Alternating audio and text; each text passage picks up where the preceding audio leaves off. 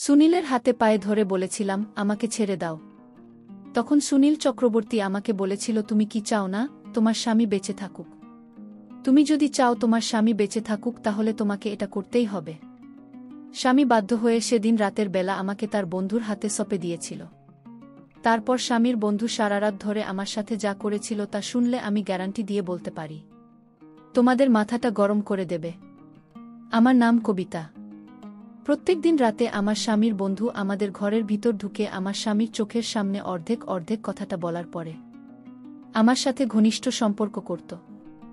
আর আমি খেতে যেতাম, কিন্তু কিছু করতে পারতাম না।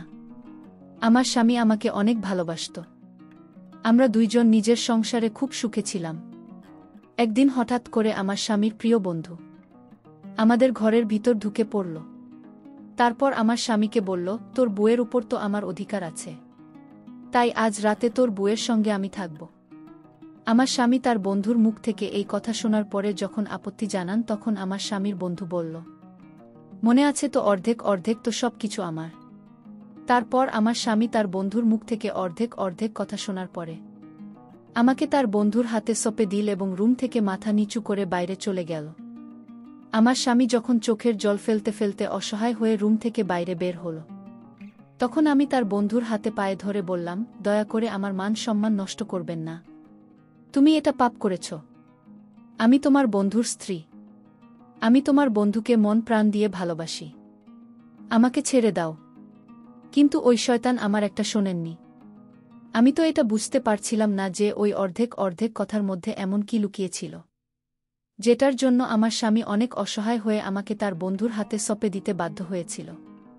এই পৃথিবীতে কোনো স্বামী এটা চাইবে না যে তার স্ত্রীর সঙ্গে অন্য পুরুষ কোনো বাজে আচরণ করুন। আর এদিকে আমার স্বামীর চোখের সামনেই তার বন্ধু আমার সঙ্গে সব কিছু করত। কিন্তু জানি না কেন আমার স্বামী তোলাচার ও অসহায় ছিল তার বন্ধুর অর্ধেক অর্ধেক কথা শুনে, জানি না এমনকি বাধ্যতা ছিল অর্ধেক অর্ধেক কথার মধ্যে। আসলে বিয়ের পরে আমি শ্বশুরবাড়িতে 3 বছর ছিলাম। 2 বছর পরে আমার স্বামী যখন খুলনায় চাকরি পেল তখন আমি স্বামীর সঙ্গে খুলনায় চলে এসেছিলাম। চাকরি পাওয়ার 5 থেকে 6 বছর পরে আমার স্বামী নিজের জমানো টাকা থেকে একটা ছোট বাড়ি কিনেছিল। তার আগে স্বামীর সঙ্গে আমি একটা ভাড়া বাড়িতে থাকতাম। স্বামী যখন খুলনায় চাকরি পেয়েছিল তখন আমি স্বামীর সঙ্গে শহরে চলে এসেছিলাম। আমার স্বামীর নাম রাজেশ। স্বামী আমাকে ভালোবেসে বিয়ে করেছিল। আসলে সে আমাকে বেশ কয়েকবার দেখেছিল। আমার বাড়ি থেকে রাজেশের বাড়ির দূরত্ব মাত্র 30 মিনিটে। বিয়ের পরে রাজেশ বলেছিল, আমাদের বিয়ের 1 বছর আগে থেকে সে নাকি আমার উপরে লক্ষ্য রেখেছিল। তারপর সে নিজে আমার বাবার বাড়িতে এসে বাবার কাছে তার সঙ্গে আমার বিয়ের প্রস্তাব রেখেছিল। বাবা রাজেশের সঙ্গে আমার বিয়ে পাকা করেছিল। কারণ গ্রামে রাজেশের খুব ভালো নাম ছিল। কারণ সে পড়াশোনায় খুব ভালো ছিল এবং গ্রামের সবাই জানত রাজেশ একদিন না একদিন অবশ্যই একটা ভালো জায়গায় চাকরি পাবে। রাজেশ যেহেতু শিক্ষিত ছিল এবং সে চাকরি পাবে এটা ভেবে আমার বাবা রাজেশের সঙ্গে আমার বিয়ে দিয়েছিল। এবং গ্রামে রাজেশের বাবার অনেক জমি জায়গাও ছিল। বাবা ভেবেছিল রাজেশের ঘরে আমি অনেক সুখে থাকব। কিন্তু আমার কপালে যে এত কষ্ট লেখা ছিল সেটা আমি ও আমার পরিবারের লোক কেউ স্বপ্নেও ভাবতে পারেননি। বাবা মা যখন তার ছেলে মেয়ে কোনো একটা সম্বন্ধ খুঁজে বের করে বিয়ে পাকা করে, তখন তারা এটা ভেবে বিয়ে দেয় যে আমার ছেলে বা মেয়ে খুব সুখে থাকবে। কিন্তু কার কপালে কি লেখা আছে এটা তো কেউ বলতে পারবে না। বিয়ের পরে আমি কিন্তু খুব সুখে ছিলাম। আমার স্বামী আমাকে ভীষণ ভালোবাসত। কারণ এমনিতেই সে আমাকে আগে থেকে পছন্দ করত। কিন্তু আমি তাকে চিনতাম না। বিয়ের পরে স্বামী আমাকে বলেছিল সে নাকি আমাদের বিয়ের আগে থেকেই আমাকে ভালোবাসত, কিন্তু সামনে থেকে কোনোদিন কিছু বলার সাহস পায়নি। তাই সে সরাসরি আমার বিয়ের ব্যাপারে বাবার সঙ্গে কথা বলেছিল। বাসর রাতে আমাকে উপহার হিসেবে সোনার চেন দিয়েছিল এবং বলেছিল একটু একটু করে টাকা জমিয়ে নাকি সে সোনার চেনটা আমার জন্য তৈরি করেছে। কারণ আমাদের বিয়ের আগে রাজেশ বেকার ছিল। সে তখন তার দাদার দোকানে থেকে তার দাদার কাজে সাহায্য করত এবং তার দাদা হাতখরচ হিসেবে প্রত্যেক মাসে রাজেশকে কিছু টাকা দিয়ে দিত। সে ওই টাকা থেকে কিছু টাকা জমিয়ে আমার জন্য এই সোনার চেন বানিয়েছিল। তারপর বিয়ের পরে রাজেশ যখন চাকরি পেল তখন রাজেশের সঙ্গে আমিও শহরে চলে এসেছিলাম। কারণ বোর্ডের এটা অনেক দিনের স্বপ্ন ছিল যে নিজের টাকা দিয়ে বাড়ি কিনবে। আমাদের নিজস্ব বাড়ি আসার পরে মনে হয়েছিল জীবনের সব সুখ এবং আনন্দ আমি পেয়ে গেছি। মাঝে মধ্যে আমার বাবা মা আমাদের সঙ্গে দেখা করতে আসত। আমার বাবা তো এটা ভেবে খুশি ছিল যে আমার বিয়ে রাজেশের সঙ্গে দিয়ে একদম ঠিক করেছে, যার জন্য আজ আমি এত সুখে আছি। কিন্তু আমার জীবনে খারাপ অধ্যায় তো সেই দিনই শুরু হয়ে গেছিল, যেদিন আমার স্বামীর বন্ধু হঠাৎ করে আমাদের বাড়িতে ঢুকে পড়েছিল। সেদিন আমি রাজেশ পছন্দের তরিতরকারি রান্না করেছিলাম। সেদিন দুপুরবেলা আমি ওর স্বামী দুজনে একসঙ্গে বসে খাবার খাচ্ছিলাম এবং আমরা খুবই খুশি ছিলাম। তখন হঠাৎ করে আমাদের বাড়ির বেল বেজে উঠল। রাজেশ তখন আমার মুখের দিকে চেয়ে বলল, এই দুপুরবেলা আমাদের বাড়ি থেকে এসেছে। সেদিন রাজেশের ছুটির দিন ছিল। সেদিন সারাদিন স্বামী আমার সঙ্গে ছিল। আসলে ছুটির দিনে স্বামী আমার অনেক কাজে সাহায্য করে দিত। তারপর বাড়ির বেল বাজার পরে আমি যখন দরজা খুলতে গেলাম, তখন তাকে চিনতে না পেরে যখন স্বামীকে ডাক দিলাম, তখন স্বামী এসে তাকে দেখামাত্র এত বেশি ঘাবড়ে গেল যে তার মুখ দিয়ে কথা বের হচ্ছিল না। কিছুক্ষণ পরে দরজার ওপারে দাঁড়িয়ে থাকা ছেলেটি যখন আমার স্বামীর দিকে মুচকি হেসে বলল, কি ব্যাপার বন্ধু, আমাকে দেখে তুমি অনেক বেশি ভয় পেয়ে গেলে, আমাকে বাড়ির ভিতরে ডাকবে না? এভাবে দরজার সামনে দাঁড়িয়ে দাঁড়িয়ে আমার দিকে তাকিয়ে কি লাভ? তোমার বাড়ি মানেই তো আমার বাড়ি, তাই আমাকে বাড়ির ভিতরে আসতে দাও। ওই কথাটা বলা মাত্রই ছেলেটি আমাদের অনুমতি ছাড়াই বাড়ির ভিতরে প্রবেশ করল। আমি তখন স্বামীর মুখের দিকে হা করে আশ্চর্য হয়ে তাকিয়েছিলাম, কারণ আলগা মানুষ কিভাবে আমার স্বামীর চোখের সামনে আমাদের বাড়িতে প্রবেশ করতে পারে। আমি তখন রেগে গিয়ে স্বামীকে বললাম, এই ছেলেটাকে আর তার সাহস কি করে হলো আমাদের বাড়ির ভিতর এভাবে প্রবেশ করার? তুমি তাকে কিছু বললে না কেন? রাজেশ বলল, এটা আমার ছোটবেলার বন্ধু, এর নাম হচ্ছে সুনীল চক্রবর্তী। ছেলেটি বাড়ির ভিতরে ঢুকে আমাদের কোনো কিছু না বলেই একটা ঘোরের মধ্যে নিজের জিনিসপাতি ভরে দিয়ে স্বামীকে বলল, আমার প্রিয় বন্ধু, আজকে থেকেই রুমটা হচ্ছে আমার।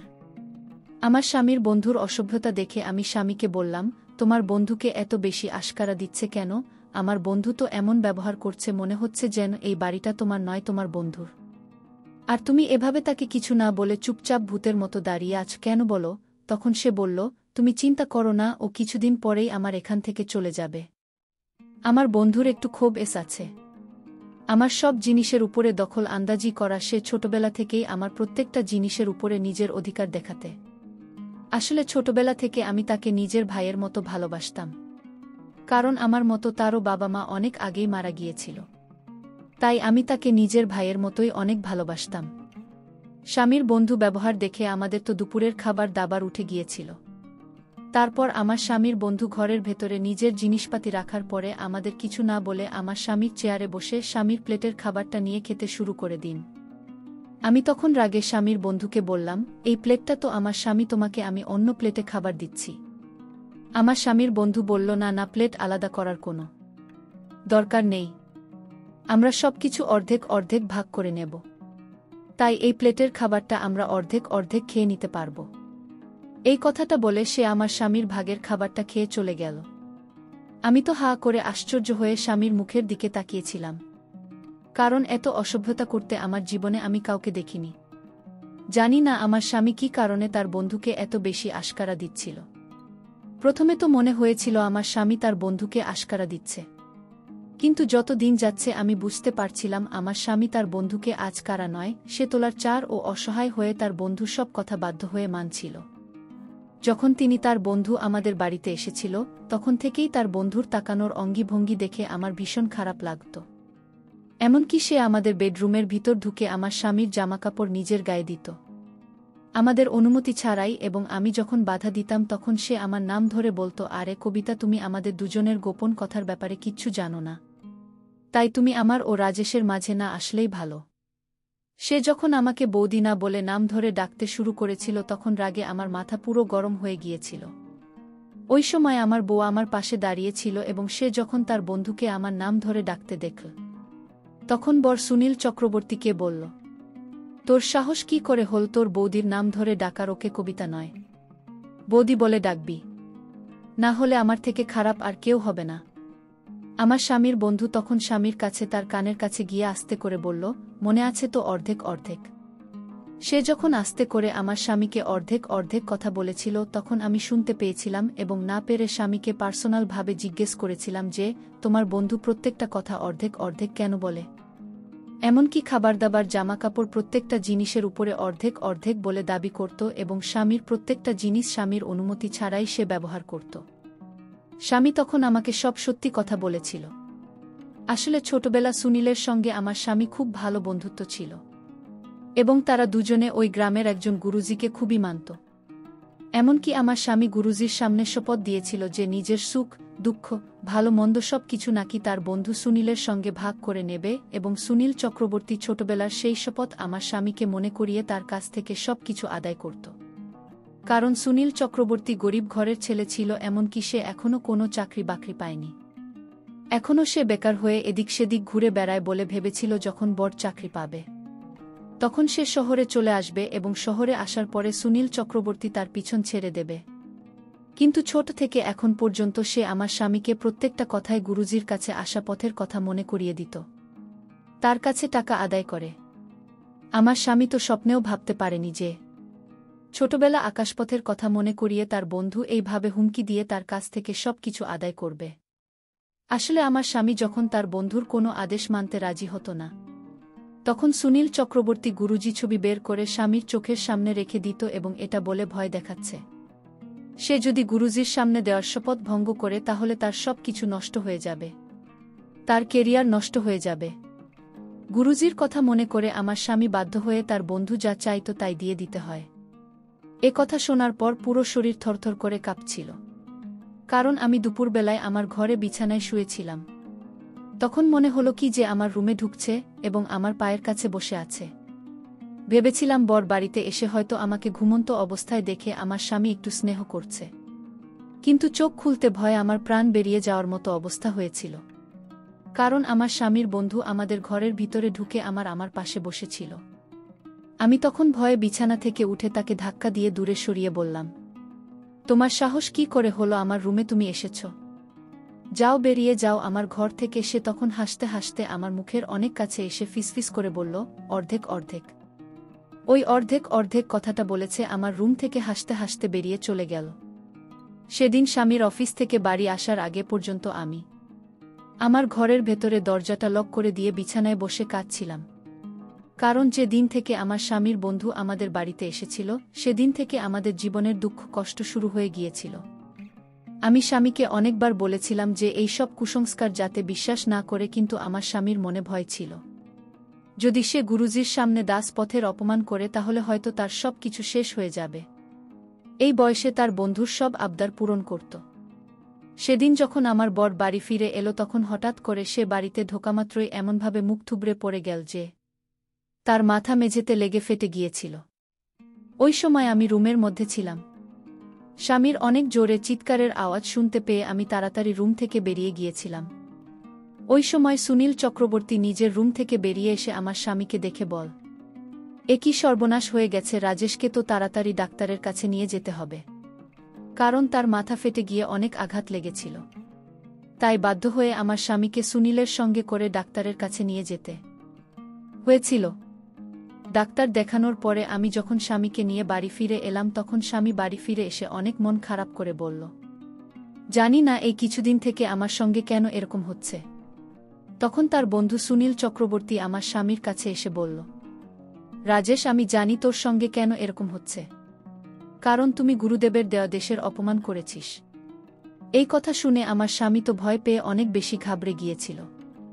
আমি তখন রেগে সুনীল চক্রবর্তীকে আমাদের রুম থেকে বাইরে চলে যেতে বলেছিলাম, কারণ আমি বুঝতে পেরেছিলাম সে সবসময় গুরুদেবের কথা বলে আমার স্বামীকে ভয় দেখায় এবং নিজের আবদারগুলো পূরণ করত।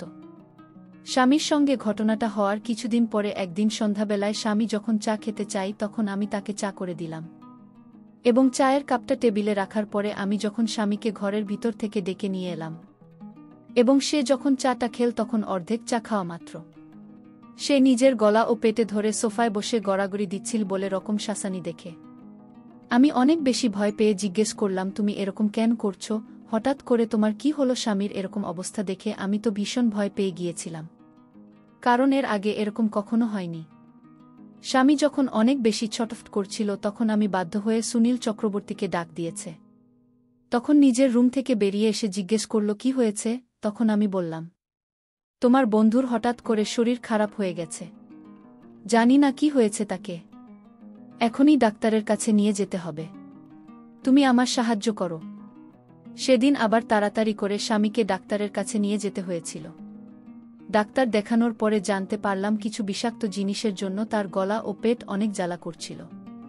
স্বামী বারবার এরকম অবস্থা দেখে আমিও নিজের কথা বিশ্বাস করতে লেগেছিলাম। প্রথমে আমি ভাবতাম স্বামীর সঙ্গে যা হচ্ছে সেগুলো সব হয়তো ষড়যন্ত্র। কিন্তু বারবার একটা মানুষের সঙ্গে কাকতালীয় কিভাবে হতে পারে। ঠিক ওই সময় সুনীল চক্রবর্তী আমাকে বলল, এগুলো সব গুরুজিরা দেশের অপমান করার ফল, তোমরা ভুল করছ।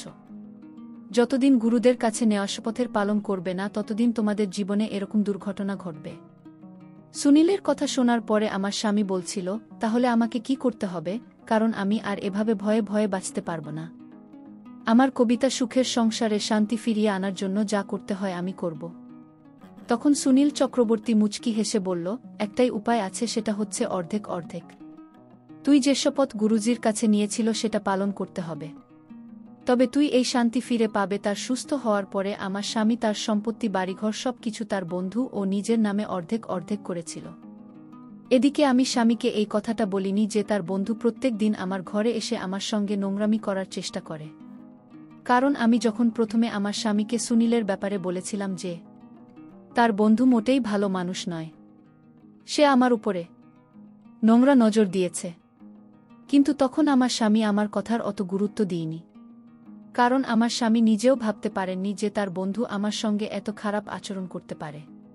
সেই সময় যদি আমার স্বামী নিজের মনে একটু সাহস করে সুনীল চক্রবর্তীকে ঘর থেকে বের করে দিত, তাহলে আমাদের আজ এত খারাপ অবস্থা হতো না।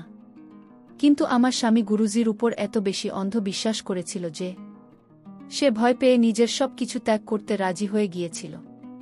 আমার বোনের উপর দিয়ে ওই সময় অনেক বেশি দুর্যোগ যাচ্ছিল। ওই জন্য আমি আর সাহস করে এটা বলতে পারি যে সুনীল চক্রবর্তী যখন সুযোগ পায় আমার ঘরে এসে আমার সঙ্গে নোংরামি করার চেষ্টা করে। কারণ এসব শোনার পরে আমার স্বামী হয়তো আরও বেশি ভেঙে পড়ত। কিন্তু আমার স্বামী যখন তার সব সম্পত্তি ও বাড়িঘর সুনীলের নামে অর্ধেক করে দিয়েছিল, তারপরে কিন্তু সুনীল চক্রবর্তী সুযোগ পেলে আমার ঘরের ভিতরে এসে কখনো বা আমার শাড়ির আসন নিয়ে টানাটানি করত। এরকম খারাপ আচরণ দেখে আমি তাকে জোরে একটা থাপ্পড় মেরেছিলাম। সে তখন আমাকে বলেছিল, অর্ধেক অর্ধেক মনে আছে তো, নইলে তোমার স্বামীর মৃত্যু নিশ্চিত। এটা আমি তোমাকে লিখে দিতে পারি। আর এটা আমার কথা নয়, এটা হচ্ছে গুরুজির কথা। সুনীলের মুখ থেকে স্বামীর মৃত্যুর কথা শুনে আমার ভয় হয়, স্পন্দন বেড়ে গিয়েছিল। বুঝতে পারছিলাম না কিভাবে এই শয়তানের হাত থেকে নিজেকে ও নিজের স্বামীকে বাঁচাব। কারণ সুনীল চক্রবর্তী তো আমার স্বামীর সব সম্পত্তি অর্ধেক দিয়েছিল। শুধু আমিই বাকি ছিলাম। সুনীল চক্রবর্তীকে সবকিছু অর্ধেক দিয়ে দেওয়ার পরেও আমার স্বামীর উপর থেকে দুর্যোগ কাটেনি। তারপরেও আমার স্বামীর সঙ্গে কিছু না কিছু দুর্ঘটনা ঘটে। তখন আমার স্বামী সুনীল চক্রবর্তীকে বলল, আমি তো গুরুজির আদেশ মতো তোকে আমার সবকিছু অর্ধেক দিয়ে দিয়েছি, তারপরেও কেন আমার ক্ষতি হচ্ছে? সুনীল চক্রবর্তী তখন আমার দিকে তাকিয়ে বলল, বন্ধু, তুই এখন সবকিছু ভাগ করিসনি, সবকিছু অর্ধেক মনে হচ্ছে সবকিছু, কিন্তু তোর বুকে তো এখনো ভাগ করিসনি। তোর বউকেও ভাগ করে আমাকে অর্ধেক দিতে হবে, তবে তোর উপর থেকে দুর্যোগ কাটবে। আমি তখন সুনীলের হাতে পায়ে ধরে বলেছিলাম, আমার সাথে এমনটা করো না। তখন সুনীল চক্রবর্তী আমাকে বলেছিল, তুমি কি চাও না তোমার স্বামী বেঁচে থাকুক? তুমি যদি চাও তোমার স্বামী বেঁচে থাকে তাহলে তোমাকে এটা করতেই হবে। স্বামী বাধ্য হয়ে সেদিন রাতের বেলা আমাকে তার বন্ধুর হাতে সঁপে দিয়েছিল। কিন্তু এই রাতে সে আমার মান সম্মান কেড়ে নিয়েছিল। পরদিন সুনীল তার বুকে ফোন করে বলল, আমি রাজেশের সব অর্ধেক পেয়ে গেছি। তার সম্পত্তির দলিল অর্ধেক আমার নামে দিয়েছে। জানবো এগুলো আমার সব ষড়যন্ত্র। আসলে এখানে গুরুজির কোনো হাত নেই। এই কথা আমার স্বামী শুনে ফেল। তারপর সুনীলকে ইচ্ছামতো পেটাল। তুই আমার সব কেড়ে নিয়েছিস। তুই আমার বন্ধু হয়ে শত্রুর মতো আচরণ করেছিস। আমি আজ তোকে মেরে ফেলব। সুনীল তখন আমার স্বামীর পা ধরে ক্ষমা চাইল, কিন্তু আমরা তাকে ক্ষমা করলাম না। ওই শয়তানকে আমরা পুলিশে ধরিয়ে দিলাম। বন্ধুরা, তোমাদের জন্য খুব কষ্ট করে গল্প তৈরি করি।